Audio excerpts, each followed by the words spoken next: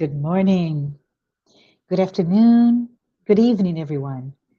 I want to thank you for joining the Spiritist Talk series promoted by the United States Spiritist Federation. We meet every Saturday morning at 11 a.m. Eastern Time. I am very, very happy to be here and to be the host of this particular talk by Jussara Korngold. Jussara, will be leading our life with this theme, decodifying sleep and dreams according to Spiritism. Very intrigued I am already. But if I may, I'd like to take a moment to make a few announcements. So let's start with our first one and wanted to share with everyone the podcast like series Psychology and Spirituality, a bridge to a better life, based on the works by Joanna de Angelis. There's a new episode every Friday at 7 p.m. Eastern.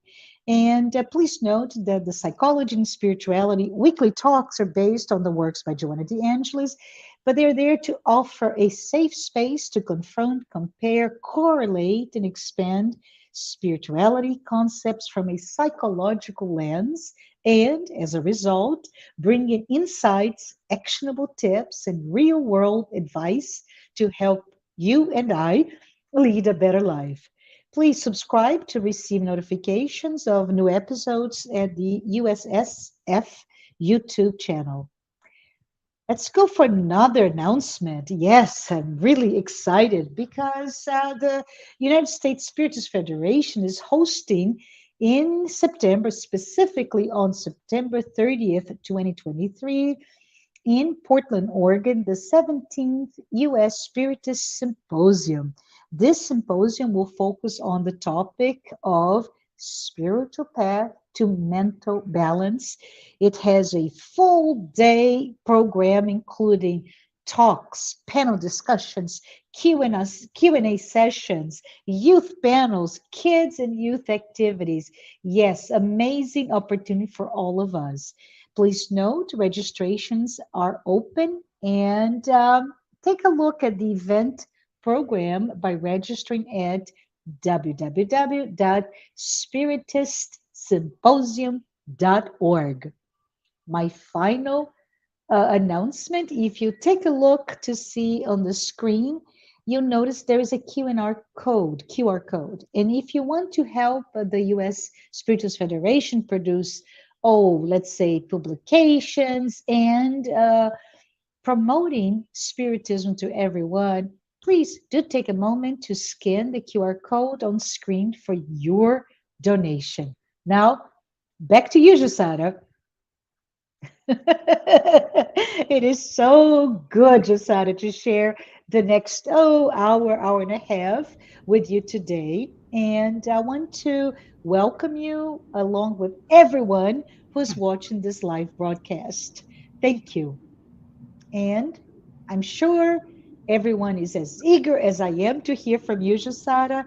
But before you start, I would like to formally introduce you for, I doubt it, but for anyone who has yet not met you yet. So let's go ahead and introduce Jussara. Jussara Korngold is currently the General Secretary of the International Spiritist Council.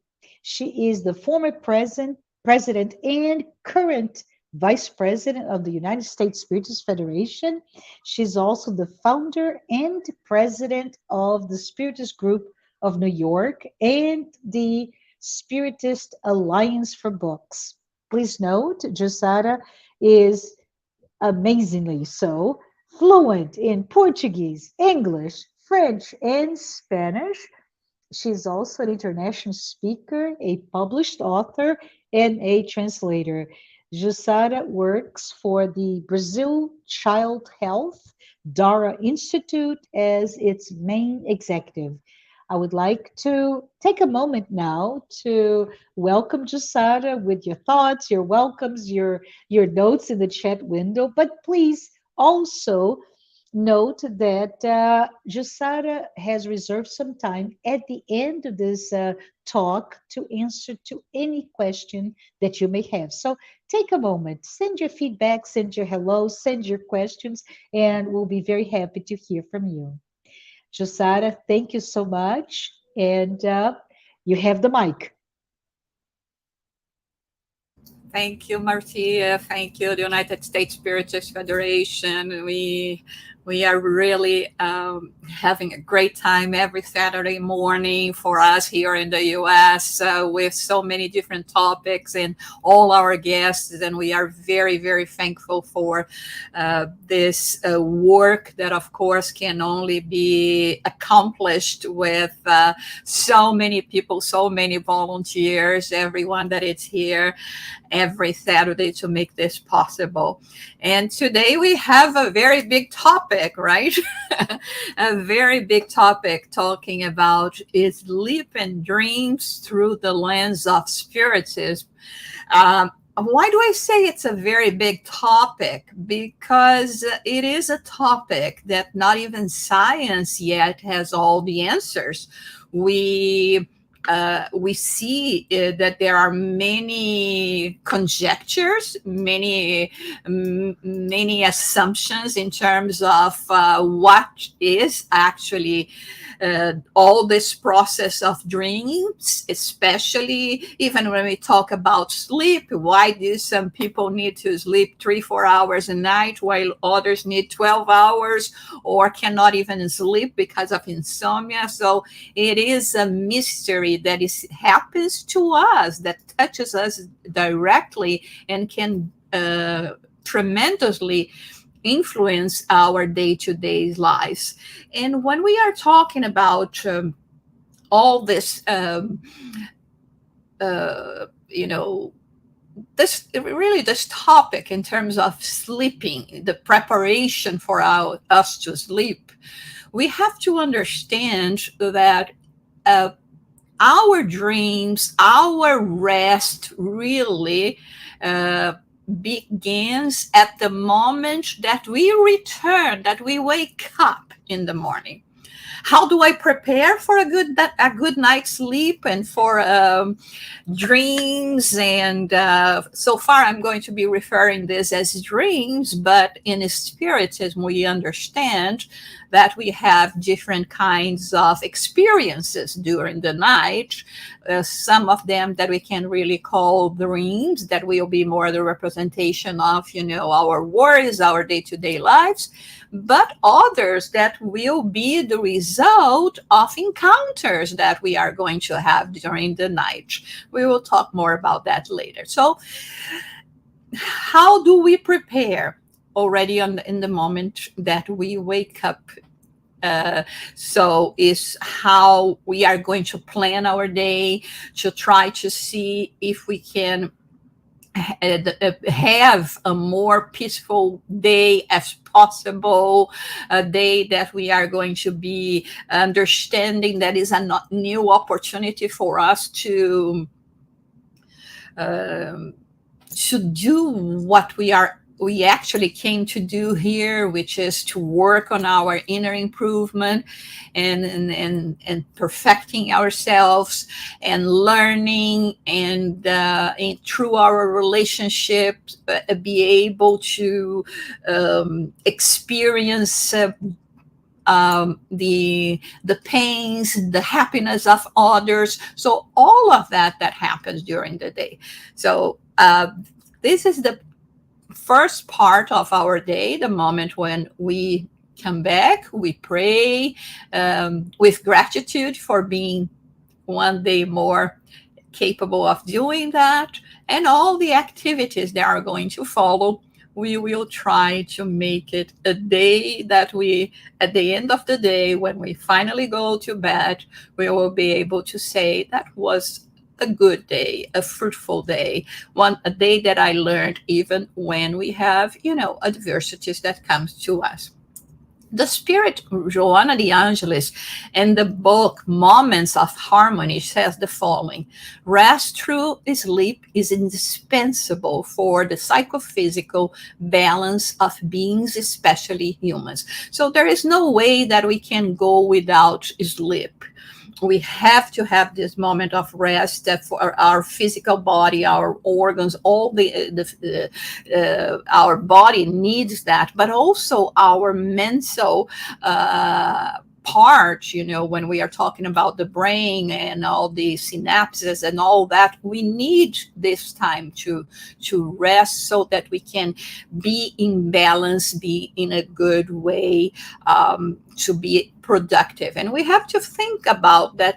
Basically, on an average, we sleep 1/3 of our life, right? So it is very important for us to understand all the importance of that, and all the necessary rest that our physical body needs. So she says that when we seek rest, take care of your emotional panorama through meditation and renew your mind through prayer. Because many times we go to bed so overwhelmed by the events that happen during that day, and we feel so uneasy that is, first of all, it's very difficult for us to sleep at all when we are like this. But also when finally let's say the body gives up, it's so tired, the same kind of thoughts and emotions are going to be running through our minds in the same way, and will not allow us to have a good night's sleep, a renewed one. So that's why she talks about meditation, prayer, anything that can help you to relax, to have this kind of rest. One thing that she also points out is review the activities of the day and propose to rehabilitate yourself in the incidents you consider unfortunate in which you identify yourselves. We have this, your mistakes. We have this question on the Spirit's book 919a, where the Spirit St. Augustine talks about his own experience of assessing his behavior during the day. And this is one thing that we should be doing as well, because the only way for us to be able to grow and be able to overcome, our imperfections is really to look at them, to have a face-to-face with them, not being afraid of dealing with it. And in a way, when we stop to do that, we will be able to make plans and a strategy, so to say, so that in the following day we can try to commit the same mistakes that we did before. And of course, do not bring depressive, distressing, angry, or disturbing thoughts to bed, which is obviously. And I know that in theory this can seem to be not that difficult and it's so logical, but at the same time, we all know how hard it is for us to tame the beast that lives inside of us. And many times, it's so easy for us to just give in to those kind of emotions. But it is one thing that we at least have to have in our conscience, that we should try to prevent that. That's why all the time when we are Jesus was talking about it, other philosophers, and we in the Spiritism talk about it, the importance of forgiveness, the importance of loving even the enemies, the importance of, being generous, and all the other virtues that Jesus taught us in the Sermon on the Mount. So she continues saying, the moments preceding sleep should be of mental hygiene, preparing for other activities that will occur during the process of physical and mental rest. So we should plan goodness, vitalize our mind, leave everything before you sleep.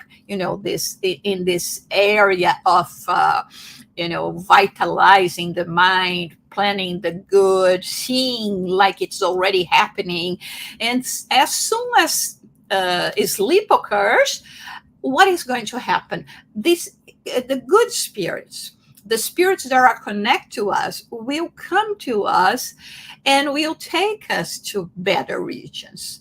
When we wake up, we will have a pleasant, the remembrance of pleasant, invigorating dreams that will give us this well-being. Of course, we know that not always is like this, but this is our aim.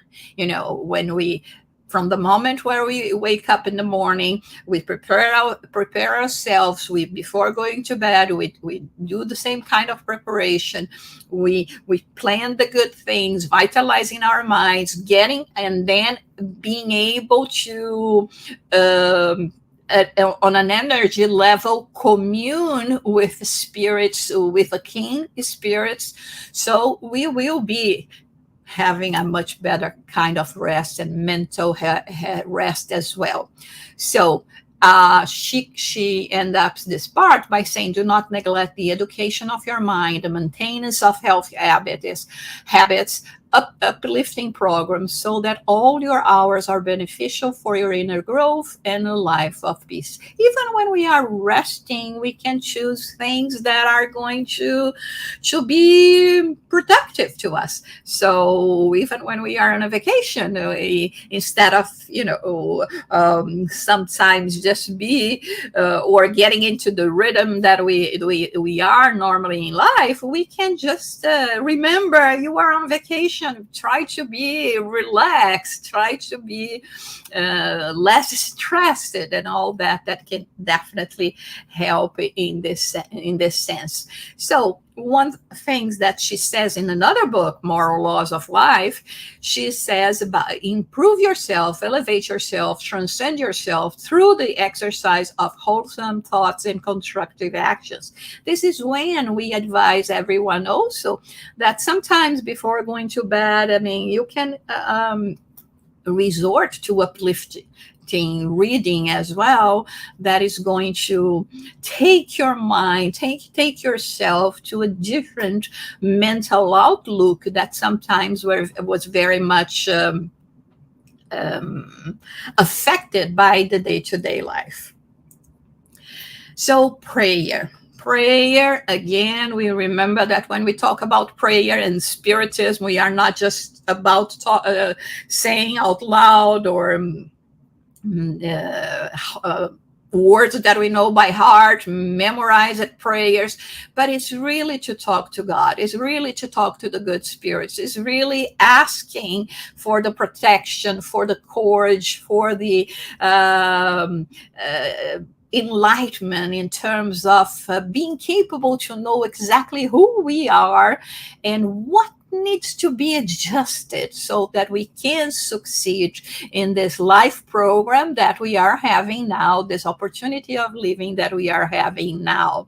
And Joana de Angelis continues in the same book saying that sleep represents a great contribution to health, emotional harmony, mental clarity, and action in the various endeavors of human existence. In this moment that certain cortical cells responsible for sleep become numb, the cliches of the unconscious are released, transforming invaluable catharsis for maintaining a balanced mental landscape. And overwhelmed by repressed emotions, painful reminiscences, frustrations, pressures, and anxieties that turn into conflicts and various complexes, the unconscious reveal itself in dream states, giving rise to dreams of undeniable value to psychoanalysts for the study of behavior and personality. So this is where finally we get to this whole preparation, going to sleep, sleep, analyzing our days, trying to, live a peaceful day as much as possible, and all of those things, assessing about, make an assessment about our day. But now is when we understand what it means to go to and sleep, right? And in terms of the balance of our physical health. But here is where we come to the point where we are going to understand emotional harmony as well, mental clarity as well. And so in the moment that our physical body, like she says, through the cortical cells, go into this state of numbness, what happens is that everything that is stored, and remember, is not just what is stored in one lifetime, but what we have from many lives that is still can be the reason why we cannot advance, or we do not feel that much at ease. And this is where she says, in this state, it is possible for our spirit to go through this stage of catharsis, right?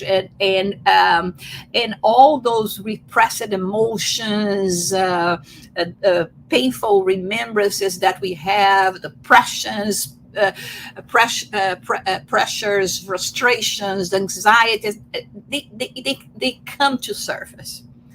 And this is how it is when she talks about the importance of, the analyzing all that. Just a second.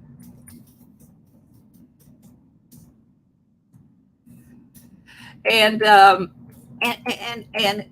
use this as valuable results for us to get to know ourselves better, know what it means to all of this that we have inside of us, right? Everything that is cooking here and is somehow impacting us, is still on an unconscious level.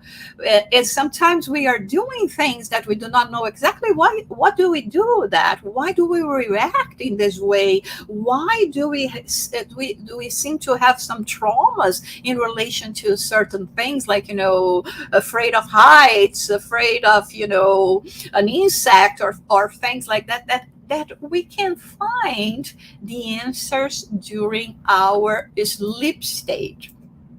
So what happened then during the sleep? We are going to talk very superficially here about that, because this is another topic per se, understanding about our spiritual body, that in the Spiritism we call perispirit, that detaches, like we can see here in this image where a woman is sleeping and there are two benefactors that it comes to her and kind of guides her to, this sleep stage. And so she's partially detaching from her physical body. And why do we say partially? Because she cannot move away completely. She's always going to be connected through, the silver cord, like it's commonly known with this expression, the silver cord that connects us, that if it breaks completely, that then it means that we no longer can return to our physical body. So this is what happened. We have this detachment, and is when we are going to live the life of the spirit. So there is of the physical body and the spirit body, of course, all of them guided by our spirit. So there is this emancipation. We have to understand that even when we are resting, when we are sleeping, it doesn't mean that our spirit is sleeping with us. On the contrary, many times we will even find people, for instance, that may have impairments that make it difficult for them to act on the day-to-day life. But during the night, during the rest of the physical body, they will not find this uh, hurdle anymore. They will be completely free to move about. So they are no longer subject to the impairment of the physical body, and they can live life fully in terms of a spirit experience. So, and when we do that, of course, we can move away from our physical body. And when we move away from our physical body is when we can have those kinds of experiences, meeting with other spirits, incarnates or discarnates, or, going to different places that we are going to be talking about a little bit more later in our presentation here. But it's important for us to know that, of course, when we are too much attached to everything that is happening to us, to different kinds of worries, it makes us more difficult for us to feel this freedom. And many times we will be, yes, detached from our physical body, but right next to the physical body, which does not allow us to have a restful night. And that is the reason why many times we wake up in the morning the following day feeling so tired, because in fact we could not detach from that much from the body. We could not live the life of spirits and even go after solutions for the problems that we have in our mind. And so we will as human beings, we will store everything in our mind. This is a very complex topic, of course, but how we have all of this here.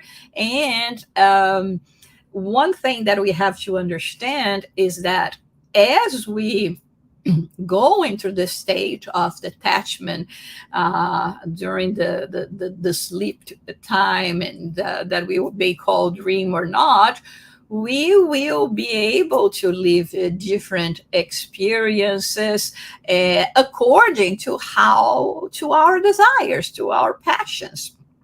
And so this is why people are going to have different evaluations about their sleep state. Okay. So let's talk a little bit about Freud. As we know, Freud is the father of the psychoanalysis, right? And one thing that he said is that the dream is the fulfillment of the desire. And this is so true. Because we will go after what we desire. And this is where, everything that we were talking before in terms of our preparation, in terms of paying attention to our day-to-day actions, to how we are going to be conducting ourselves, to how we prepare to sleep. It's crucial. It's crucial because when we talk about this, the fulfillment of the desire, one thing that we have to be very careful is, we have to remember that when we sleep, our spirit goes on a rampage because of attraction to places that it has predilection. So the addict will seek other addicts, the religious it will look for a temple. The charitable soul will meet suffering to assist those in need. And those that are interested in learning and studying will look for courses in spirituality as well. So one thing that we have that we find in the Spirit's book is that many people go while they're asleep to worlds even less evolved than Earth. Worlds meaning places, right? Places. We are familiar with the concept of spiritual colonies, and we have spiritual colonies from different natures, those that are more evolved, like we know about, a little more evolved, like we know about no solar, but others that represent places where these keen minds congregate, mostly for still giving uh, um, place for their passions, for their low base instincts to work. So when we have this kind of inner desires ourselves, this is where we'll go, to places that are even more difficult in terms of spiritual involvement than here on the crust of planet Earth. So through the magnetic currents susceptible of movement, when the sleep of the incarnate is affected, inferior obsessions, permanent persecutions, low-class psychic explorations, destructive vampirism, various temptations are maintained, and they are still few relative incarnate brothers who know how to sleep too good. So we see that when we keep ourselves in this energy level, inferior energy level, this is when we will be more in tune with negative energy, negative spirits, to be even an easier prey to spirits that want to take advantage with us. So that's why when Freud talks about, just I wanted to go back there, the dream is the fulfillment of the desire, we have to pay attention to that. And this is why it was so important for, or is something so important for psychoanalysis, to pay attention to the dreams, because it will tell about us. It will tell about our previous experiences. It will tell about what we have stored in us. It will talk to us about the traumas that we have, and that it still lingers in our unconsciousness, and we have to really pay attention to that. So Freud, because of that, Freud believed that it was necessary to decode dreams, which he regarded as a kind of visible peaks of the unconscious. And psychoanalysis would be the probe capable of unearthing these symbols and deciphering the metaphors they hide. So we see here, and this is it prevails until today. It's not only with Freud now, the importance of decoding those dreams. But when we are talking about decoding dreams, we are not talking about those trivial dreams, interpretations that we see around. Okay, if you dream about a mountain, it's because you're going to be successful in your job, or all those things. No, we are not talking about that. We are talking about trying to gather the image, the interpretation as much as possible, and try to relate it to events in our lives that has occurred in the past, in this life, or that it's the reason that maybe we are having some worries now, or things that can be related to the future as well.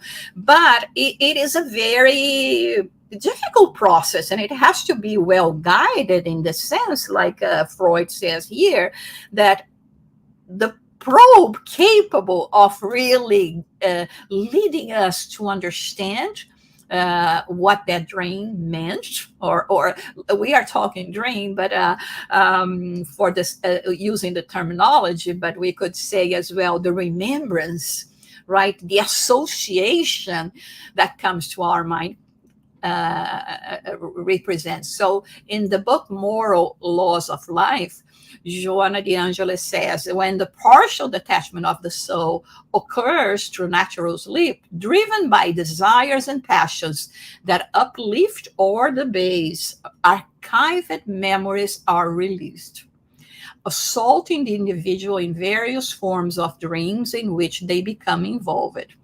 Dreams states, as classified by Freud, reside in this chapter, in which sexual fixations take on expressions of reality, dominating multiple psychic sectors of the personality.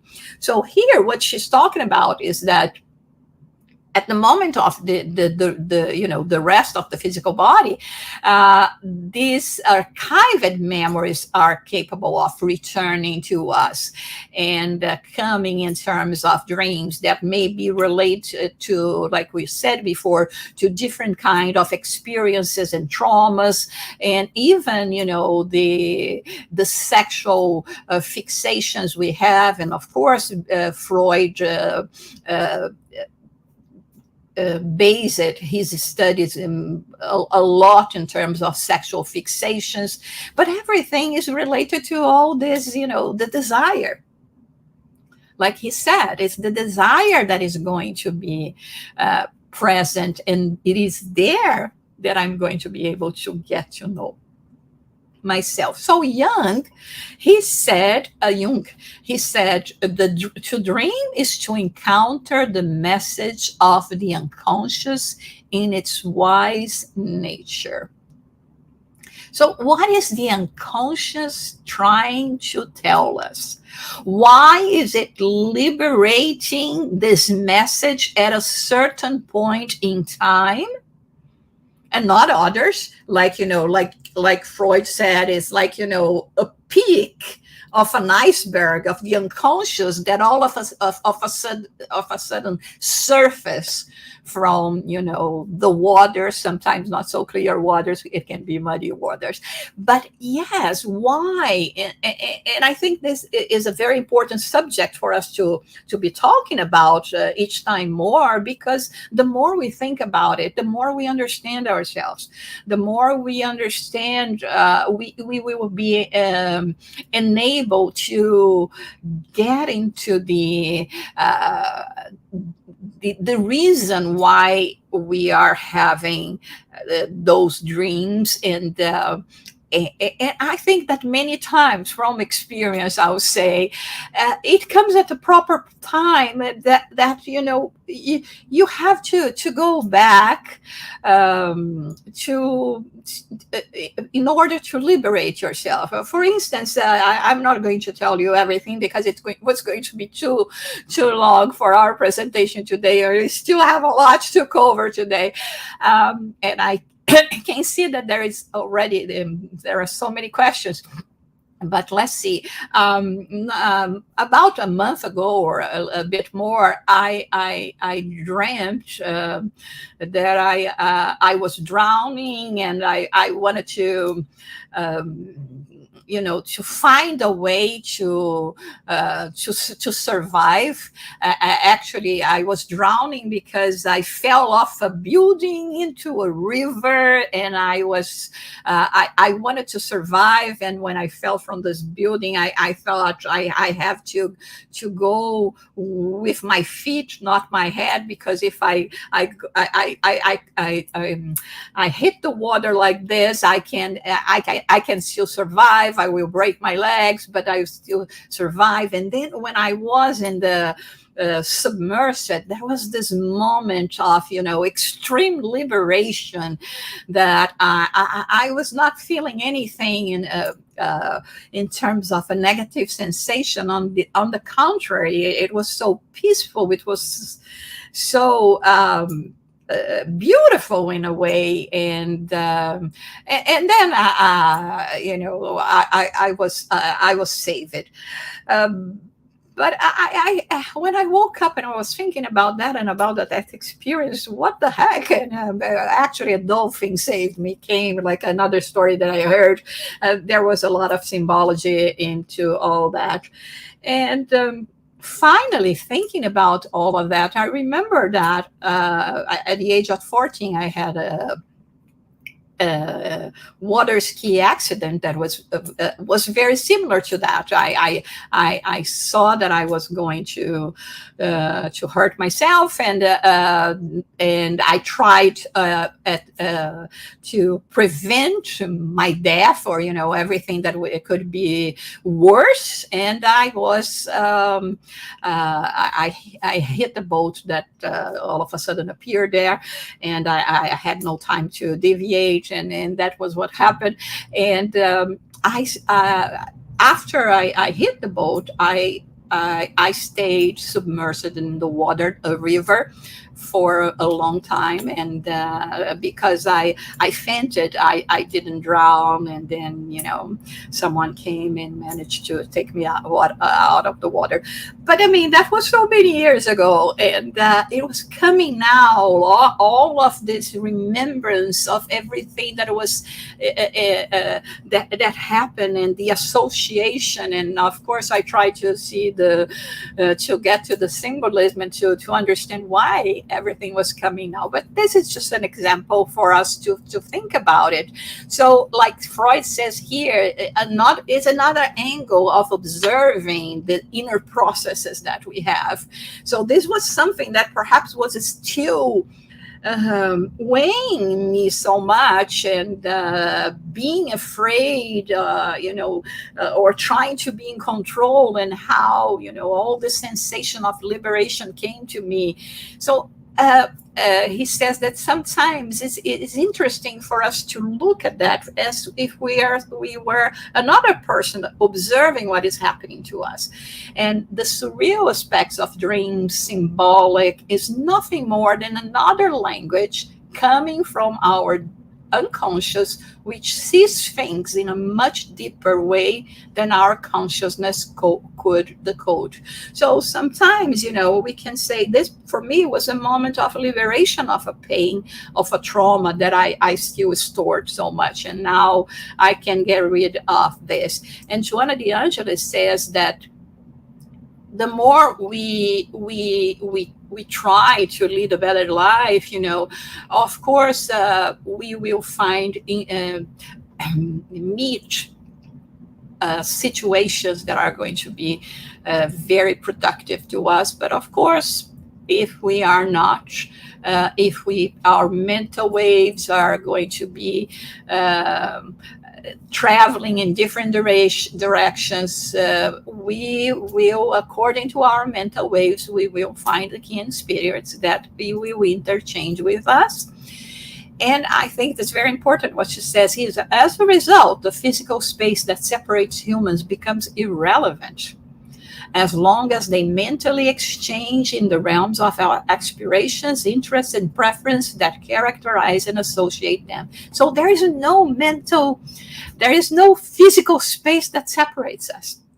That's why, the power of emotions are so important. The power of our connection with all our us is so important. Right? William James, also very known here in the field of psychology, he had this theory talking about transmission theory that was coined by him. And he says, our carnal brain would be like a radio apparatus that receives real stimuli from the real minds.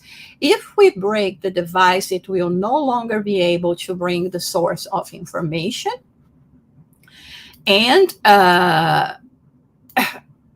it will, but it will still be in the environment being transmitted from the radio tower. And so if our brain stops working, it no longer receives the stimuli of the spirit that has a much broader consciousness, according to Spirit's claim. So he was also spiritualist, and he talked about the field of spirit very much, but here he's talking about energy as well. He's talking about the stimuli and how we transmit this way wavelengths that are important in this sense. Let's see in terms of interpretations that in this book, Dialogue with the Shadows, Herminio Miranda, he talks about a specific word where he and his group are called after physical sleep to continue attending to those entities that they helped in the process of psychophony in the spiritist house. So here I already going to stop because I remember that during the pandemic, many people were, especially those that work in mediumship meetings, were worried because the spiritist centers had to be closed for healthy issues. And of course, very important that we did that, also being respectful to the recommendations from the government and all this, and from the scientists. And here talks perfectly and so clearly in terms of, even when we are having a presential mediumship meeting, it doesn't mean that during our sleep state we are not going to be attending more of those meetings as well. So he said here that during the physical sleeping, they were invited to continue this work. And in terms of his remembrance, he says, they were attacked by some spirits who did not want them to help those disincarnated, but they were protected by the higher spirituality. The most ostentatious mediums remembered the spiritual aid and also remembered being attacked. So they went to sleep, continued the work. This is what happened. And here is what happened in terms of the remembrance of Herminio Miranda from this experience. He brought a symbolic dream. He didn't really remember quite well the experience. He only dreamed that he was taking people from the earth, like in a great anthill, and the ants attacked him and tried to prick his skin. So it was a symbolism written by his brain. So he brought to his mind the experience through a symbolic images.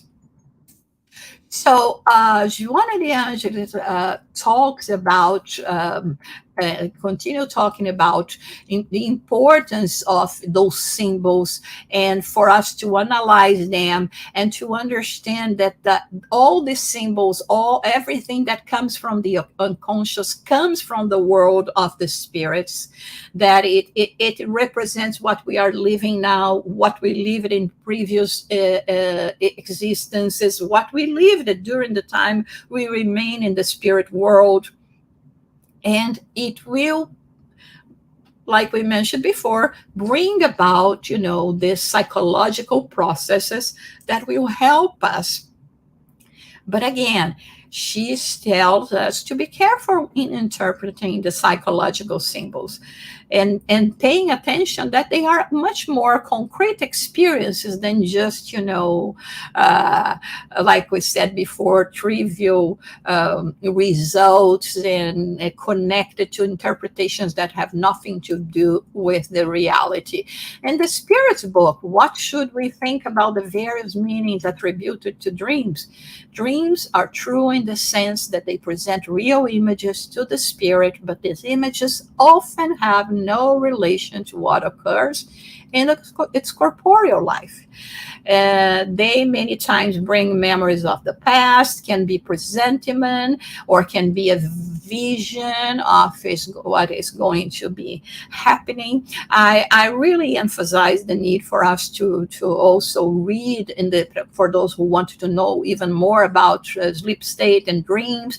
In the Spirit's book, we have from questions 401 to 420, if I'm not mistaken, but it's like about 20 questions and answers, just talking about everything that we can learn about dreams. So again, the world of dreams is going to talk about this deep psychological processes and bring in terms of symbolism. And this symbolism is represents many times what we are living as a spirit in the world of the spirits.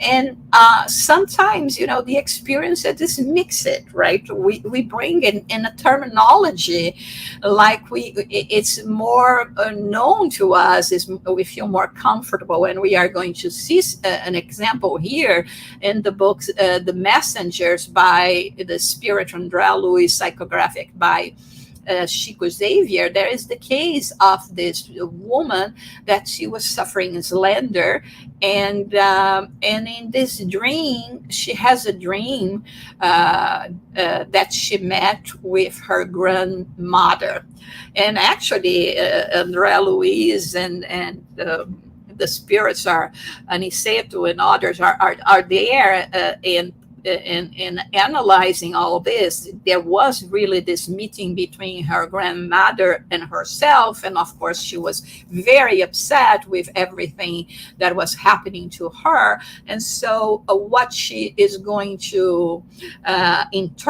getting the interpretation from this dream, is that there is a snake that is attacking her. And of course, there is all this conversation with her grandmother, and her grandmother trying to make her feel more at peace, to not give herself too much to this, slender and all of this. And then during this, the way that she's going to interpret and say later on is that it's like she saw that this glass snake that was trying to attack her all of a sudden was shattered, and it became a flower that she could still smell. It had the memory of the aroma of the flower. And of course, when Andrea Luis, we know he's very inquisitive, and he thinks about all that. He says, oh my God, right. It's in terms of symbolism, of course, this is what happened. There was someone that was menacing her, that was the glass snake, and the grandmother that was calming her down, talking about, her not to be that much, involved with all this. And little by little, according to the conversation, for her, when she brings back to memories, the snake shattered and, disappeared, was conquered, and became a flower. And Andrea Luis and Aniceto is going to explain that she is going to remember the symbolic images, because she will not be able to retain completely all this, the memory of the dialogue, the conversation.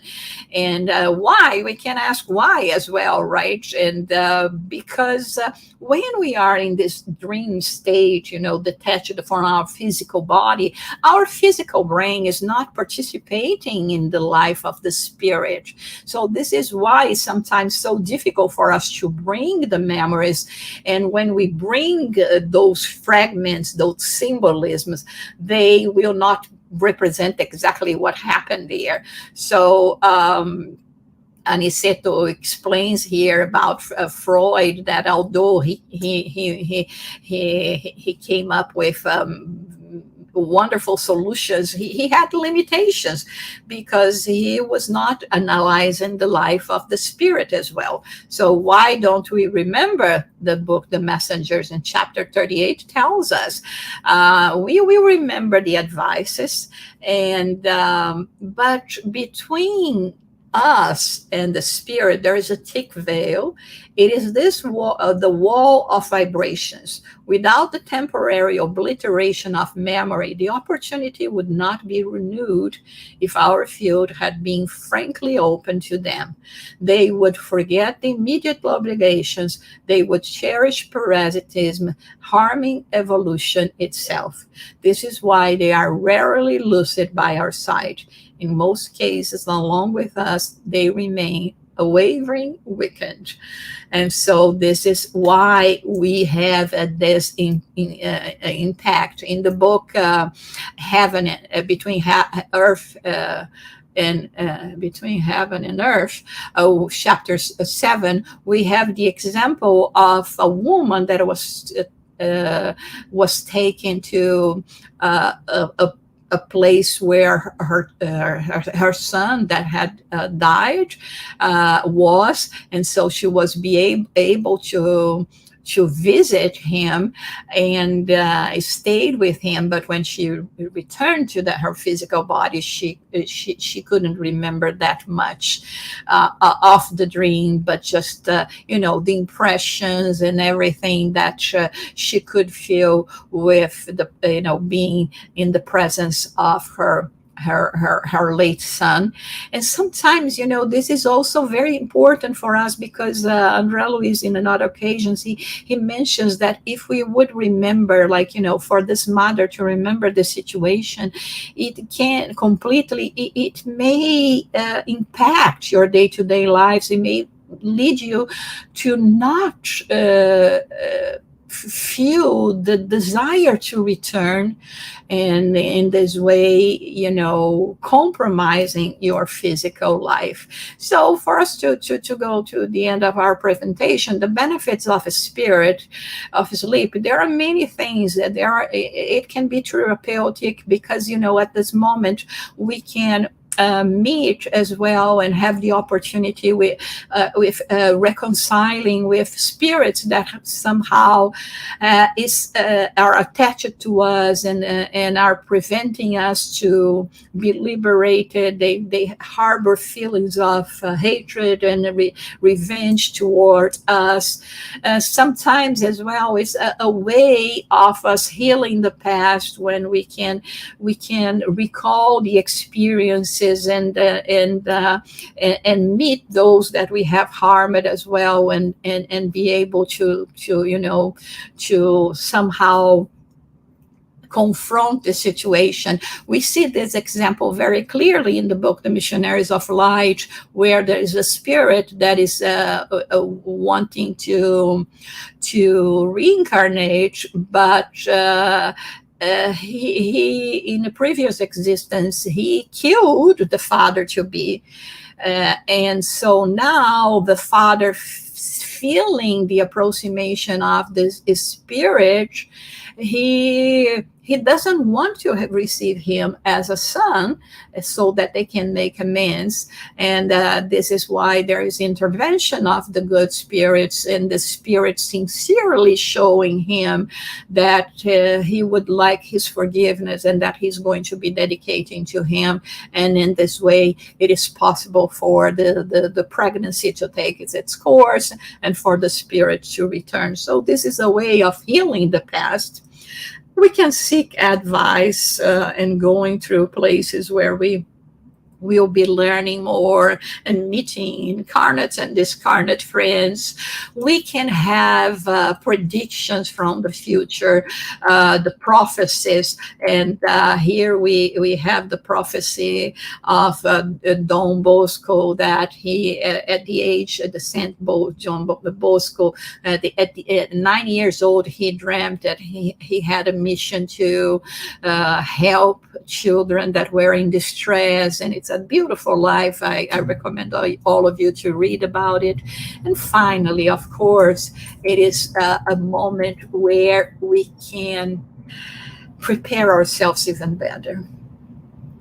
We can, if we prepare ourselves during the day, before going to sleep, we can seek for a way of improving ourselves, to training and participating in classes lessons where we will be guided by mentors like André Luiz talks about in the Missionaries of Light, in the Domain of Mediumship, and so many other books. So this is also important for us like we said before, in terms of the spiritual work with the example of Herminio Miranda.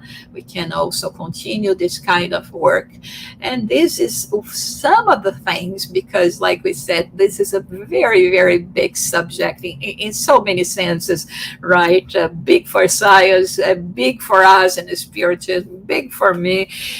But it's just an overall of how we should find a way to pay more attention, to give more importance to this important time that we have in our daily lives, so that we can benefit, grow, and go through a real healing process and liberating ourselves from trauma, paying more attention to the importance of those hours and what they represent for us as immortal spirits.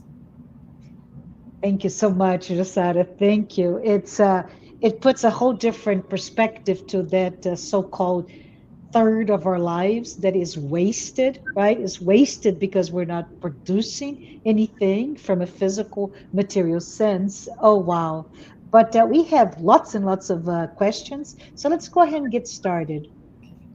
So, hi, Luis. Luis has sent several, by the way. So, let's start with his first one.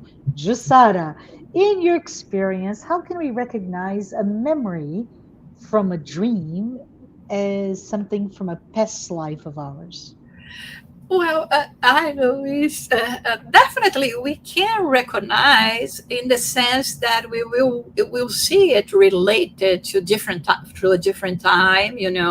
Sometimes we will even see feel as ourselves, but see ourselves differently. The whole place, the landscape where we are is going to be different, but we cannot be sure. We know that there is this veil. The only thing that we are sure is, of course, that there is this possibility, and that is going to happen. We will have those remembrances as a therapeutic process for us to heal, like we were saying here, in terms of going to a catharsis, bringing about, the emotions, because it is not the event per se that is important, but the emotions that were at play at the moment that we are having these remembrances.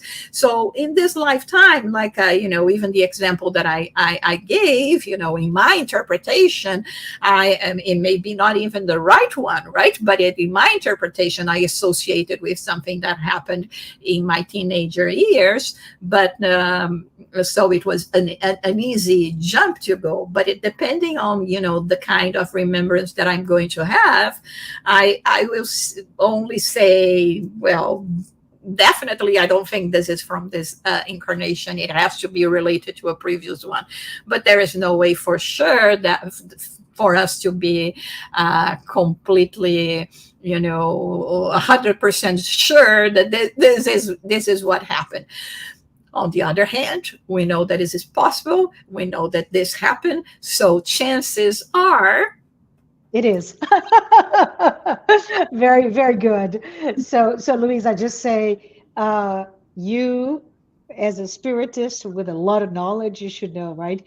Hey, this is me giving myself a bit of memory. So let's treat with honor and respect those memories. Yeah.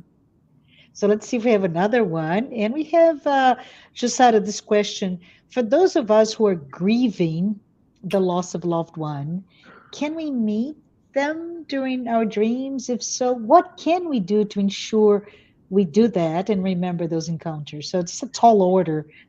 Is there a recipe for us, especially during the process of losing a loved one, right? Well, the first thing is losing the physical loved one. It's very hard, right? I mean, we still live in the world of physicality, so we still need the physical presence, the hugs, even the bad moments sometimes that we will have with those loved ones.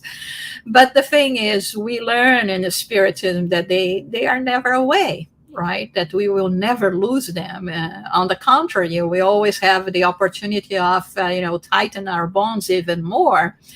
And the first thing that we should do is always to send our love to them in form of prayers, in form of remembrance in terms of forgiveness, because there are always going to be some things that we will say, you know what, this was so unimportant, and only now I can realize that. And depending on the situation and the time that they have passed, they may be in condition to receive visitors or not, very much like when we Mm, go to the hospital, right? Depending on the situation, we will receive news from them. The doctors will come to talk to us. They will appease our hearts, but not necessarily mm, so shortly after we will have this possibility. But yes, it is a possibility. Many of us do that.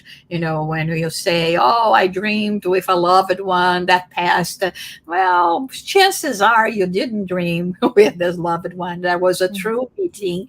And that, of mm. course, you are only going to be able to, according to your knowledge, or, to say, all right, dreamt about it. But for us in the Spiritism, you dreamt about a loved one. Yeah, you can be sure that you met this loved one. So, Absolutely. yeah, Yeah. Yeah. Awesome. Awesome. For all of us, especially for when, because it's a fatal thing, right? It's a determined thing that we all will go through some sort of grief. That we have that consolation to have access to dreams. Thank you, Jussara. So, Louise, hi, Louise again. Jussara, sometimes we have memories of different dreams that are a continuation of other dreams that we had before. Love that. Can we associate those with recurring visits of our souls to the same place? What are your thoughts? I think this is quite interesting. I mean, I have the experience of, being able to wake up in the night and say, "Oh, I don't want to wake up. I wanted to get back where I was," and then I do that. Uh-huh. So I can do that, not often, okay, and I don't remember quite often, but I can do that even in the same night. And why wouldn't we be able to do that in different nights? Like, remember we said about, going to courses, to advice, to learning. So we will get back to those places many times.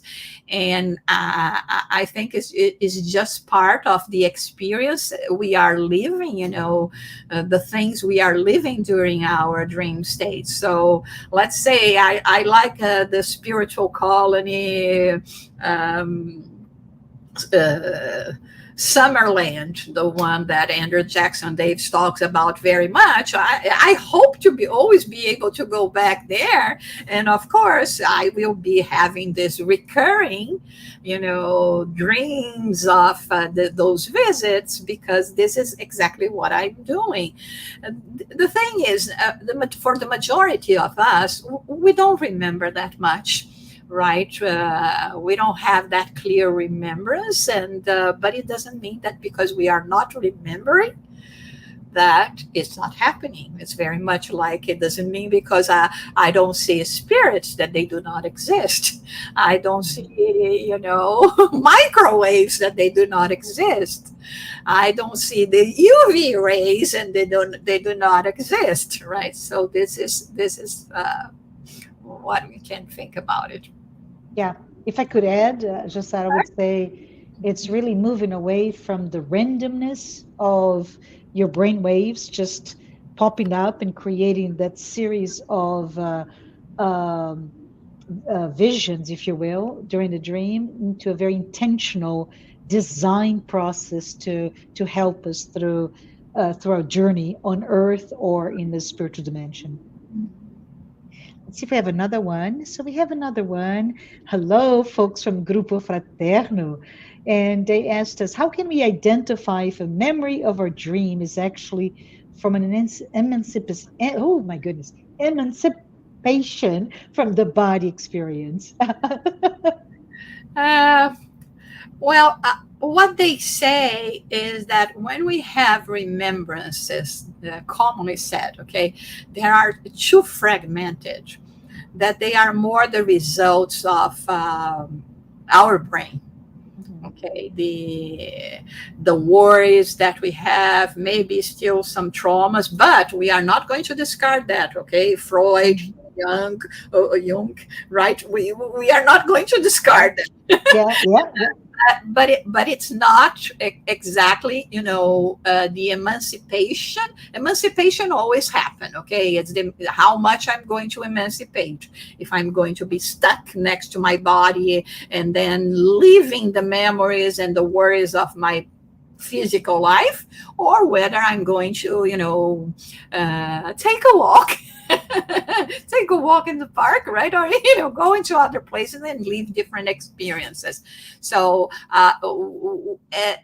normally they make more sense. They are more like a complete history, right? I mean, even if it doesn't make that much sense, like I was on the top of the building, all of a sudden I felt I wanted to prevent myself from dying. I didn't mind about breaking my legs. It was what happened in my accident. I failed to mention, I broke many parts of my leg.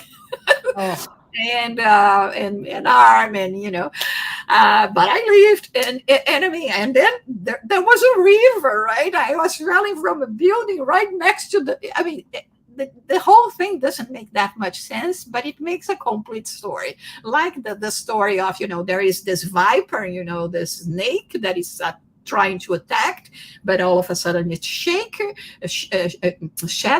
and then it becomes a flower. So there is a narrative that goes with that. But when it's just like a more like psychedelic dreams, most of the time they are more related to, to the busy mind.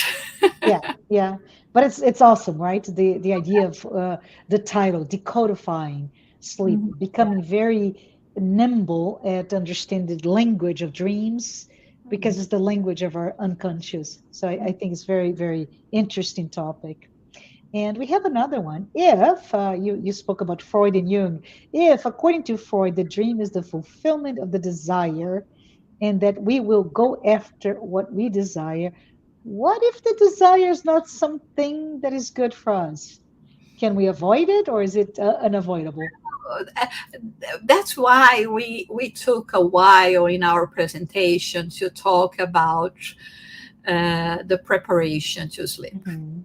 From the moment you wake up in the day that you are going to sleep again. Mhm. Because this is the best way for us to uh, shield ourselves, to find more strength, not to give way to desires that are like the Apostle Paul said, everything is allowed to me, but not everything is convenient. So we can do everything, but not everything is good for us. So knowing that and knowing our tendencies, because if we pay attention to ourselves, if we look more at our, insta self, Yeah, yeah, yeah. right, we will know what it is that is still, hard in us, and then we will have to find means to look for a strategy to at least to minimize, because Mhm. I was, oh yeah, I'm reading this Mhm. book. I have to show you because it's a fantastic book about Janusz Korczak. Uh-huh.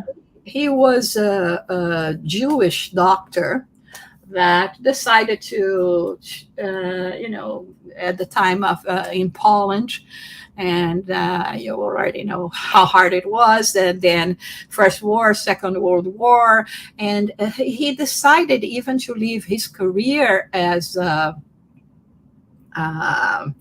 doctor, of course, always using his possibilities, to run two orphanages, one for Mhm. Jewish people, for Jewish children, and another one for Christian children. and facing all the struggles that you can imagine was there during the time, until he was obliged to give up the Christian one because he was a Jewish and had to be in the ghetto, and etc. But there, he ran this orphanage with a very in a very democratic way.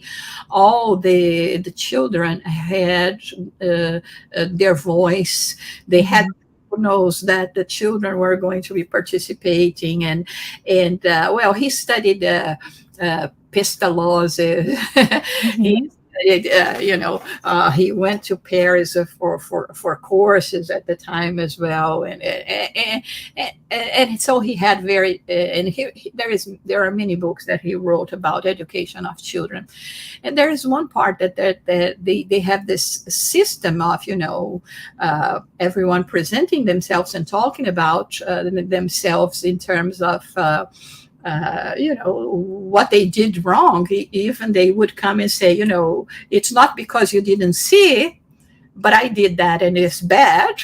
And there was a boy that it seemed that every day he would hit someone, another child on the school. And so Korczak, he comes to talk to this boy and said, and they have all this reward process as well. He said,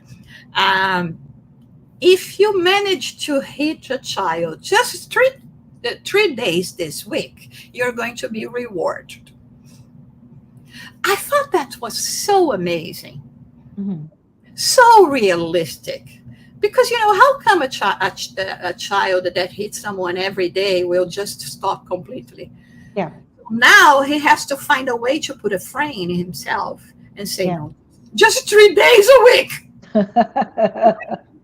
So, in other words, what I'm trying to say is, we have to find ways of refraining ourselves, even if we are not going to be capable of doing that, 7 days a week.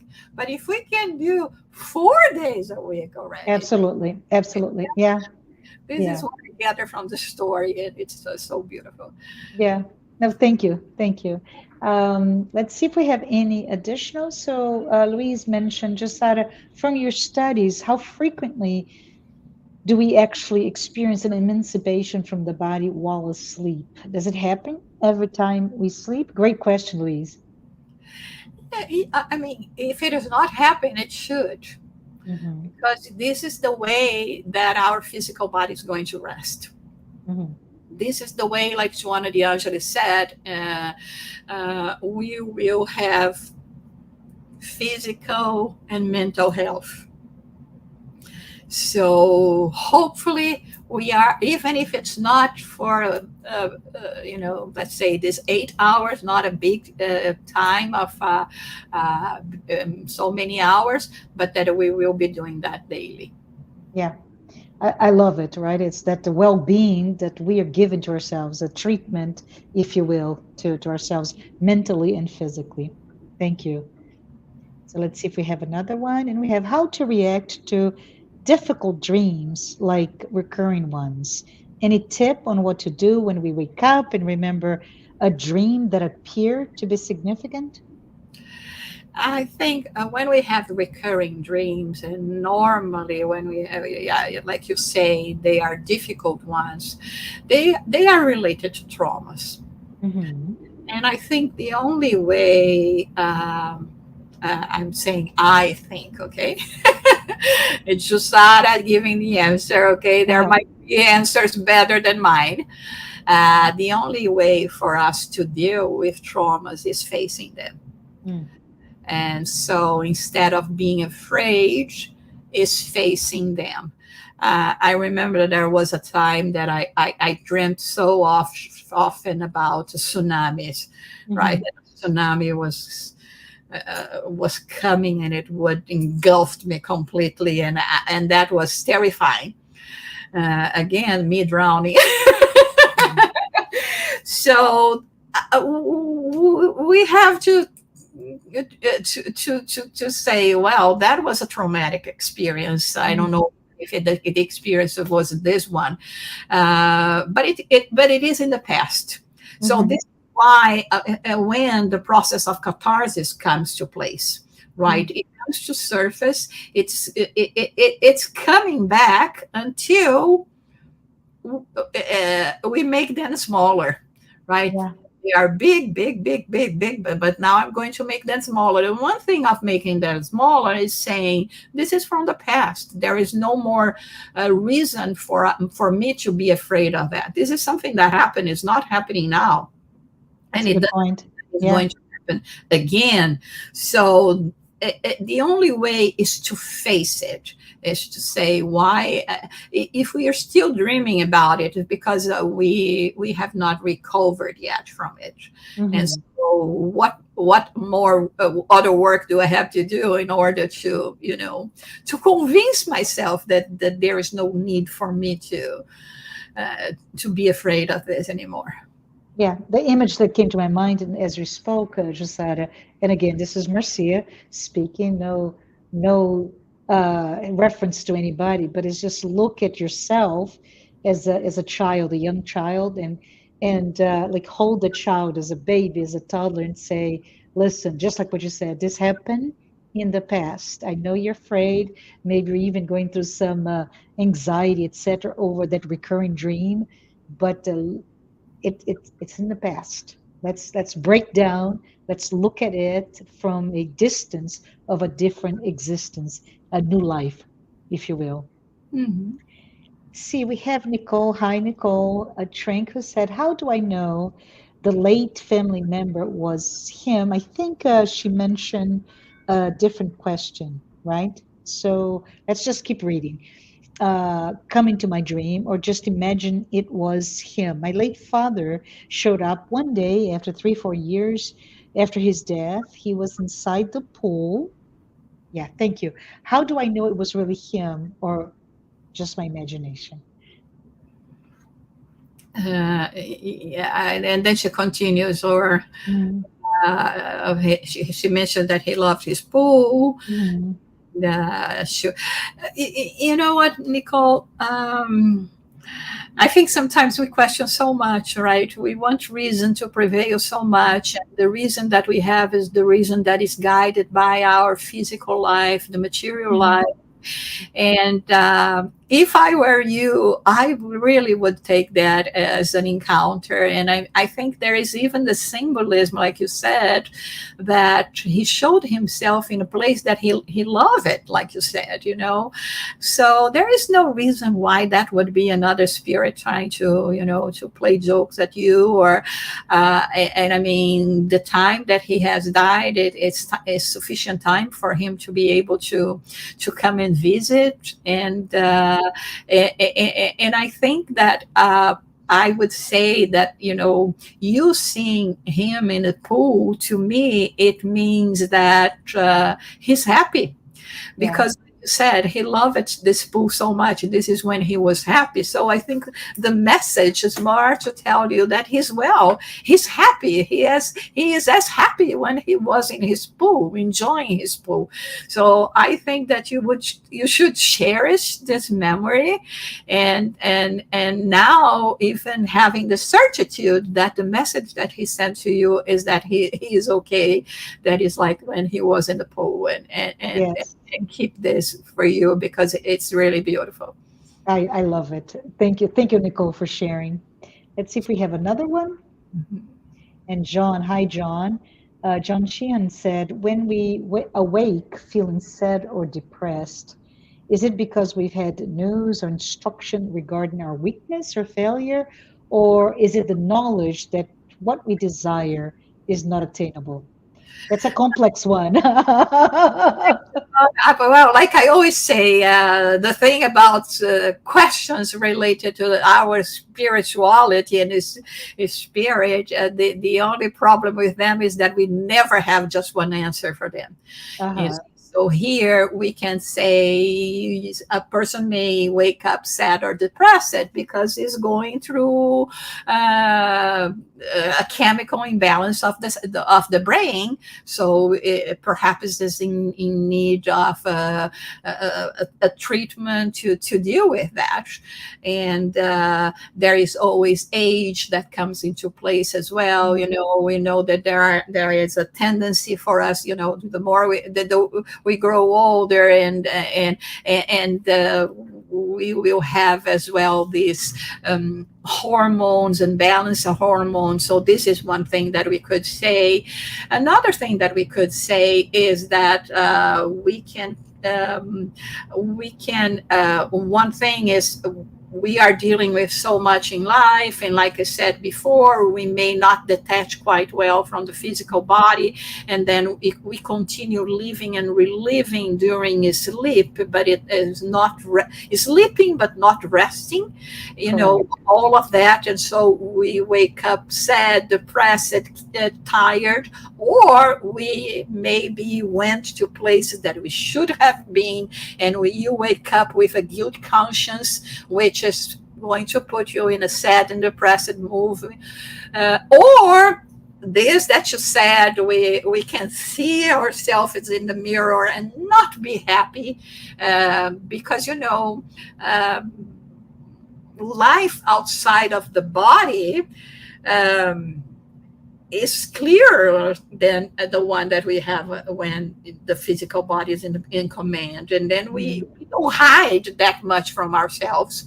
And maybe we are not that pleased with what we see ourselves. Or maybe it's because you went to a wonderful place, had a wonderful meeting with a loved one, and you keep this remembrance saying, I don't want to go back. Here is so much better. Yeah. So it can be because of and this is one of the reasons why Andrea Lewis says we cannot remember the best ones. We don't remember, because otherwise I would say, why do I have to keep lingering here, strolling with difficulty, one foot after the next here, when I can fly, when I can have so many beautiful experiences. So that could be it as well. That could be a good thing. And we say, and we come somehow affected, because instead of enjoying all the beautiful moment we lived, we will keep the remembrance. That was wonderful, but I don't want to go back. I want to stay here. Not yet, right? Not yet. Soon enough. Yeah. So hi Mark, said excellent peeling of a complex onion. Agree with you, Mark. And Louisa said, thank you so much, Jussara. Amazing presentation. Louise, what a wonderful presentation. Thank you. Thank you, Louise. Thanks, Jussara, for enlightening all on the live on the subject, and making accessible the idea that the characters and complexes making up a dream are aspects and dynamics within the dreamer's own psyche that we have been locked away in the subconscious. Yeah. So what a wonderful. Thank you, Adriana. And thank you, Jacqueline. It's awesome. But we are at the end. So just wanted to, hey, thanks, John. John is saying thank you, Jussara.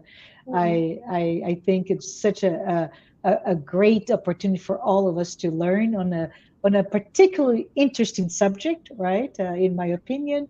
But I want to say thank you. Thanks everyone who's been here today and watched this talk. And yes, I wanted to announce next week's Spiritist Talk, which is with Bernadette Leal.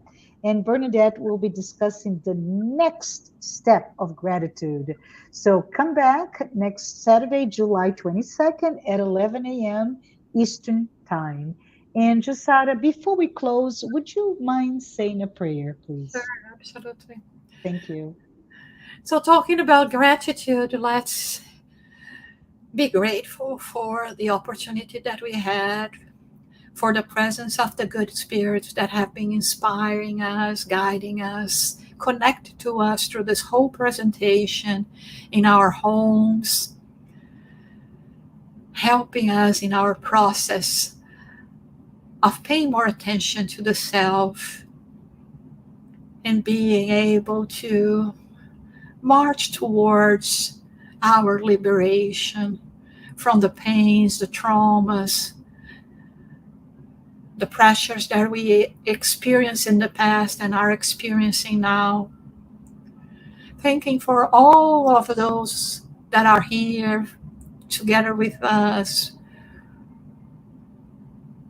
with their tender comments, words of encouragement.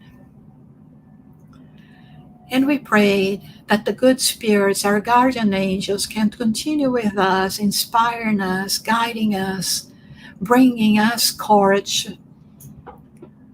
to